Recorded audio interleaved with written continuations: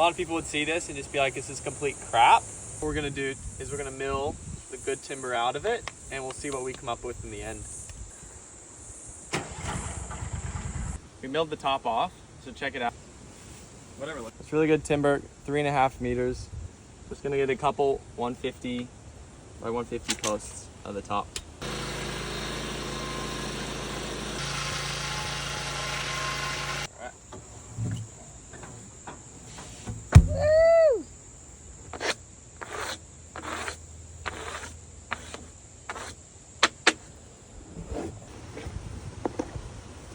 Stuff you don't want to get in your blade.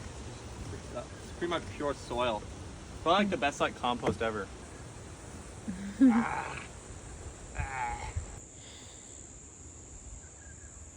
So just from that log, we got 6 150 by 150s and 600 by 100s.